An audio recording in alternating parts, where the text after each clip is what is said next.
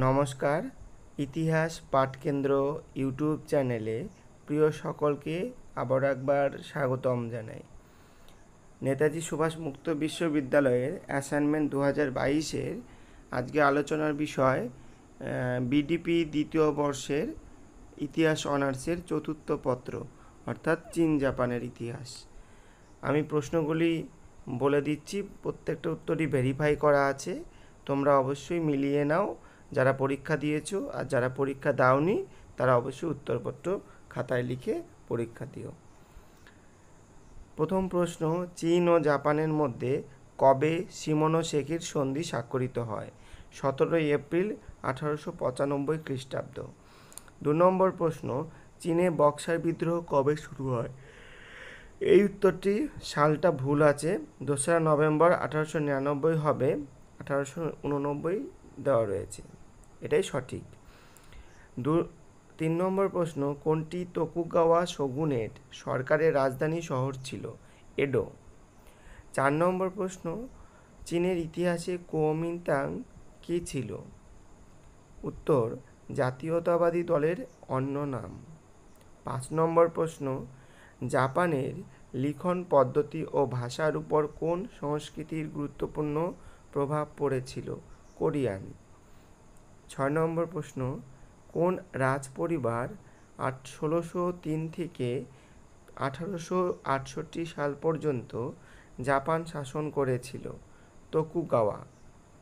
7 নম্বর প্রশ্ন, চীনা communist party কবে প্রতিষ্ঠিত হয়েছিল? 1921 সালে।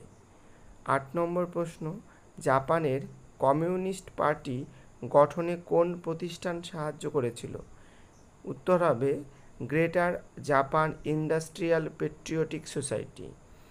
9 নম্বর প্রশ্ন, কোকুতাই কি? জাপানের জাতীয়তাবাদের একটি ধারা। 10 নম্বর প্রশ্ন, চীনের প্রথম রাজবংশের নাম কি ছিল? হান বংশ। 11 দাগের প্রশ্ন, কনফুসিয়াসের মতে চীনা সমাজের সবচেয়ে গুরুত্বপূর্ণ একক কী ছিল? পরিবার। 12 দাগের প্রশ্ন, 1971 সালে ফিউডালিজম ইন জাপান বইটি কে লিখেছিলেন? Peter dues. 13 দাগের প্রশ্ন, জাপানে 1925 সালের নির্বাচনে পুরুষদের জন্য ভোটাধিকারের ন্যূনতম বয়স কত বছর নির্ধারিত হয়েছিল? 25 বছর। 14 দাগের প্রশ্ন, নিপ্পন শব্দের অর্থ কী? সূর্য উদয়ের দেশ। 15 দাগের প্রশ্ন, শোগুন শব্দের অর্থ কী? সেনা প্রধান।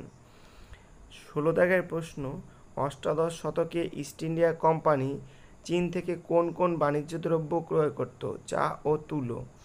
17 দাগের প্রশ্ন, কোন বছর প্রথম আফিমের যুদ্ধ সংগঠিত হয়েছিল? 1840 খ্রিস্টাব্দে। 18 দাগের প্রশ্ন, কোন দেশ 1842 সালে চীনের সঙ্গে নানকিং সন্ধি স্বাক্ষর করেছিল? ব্রিটেন।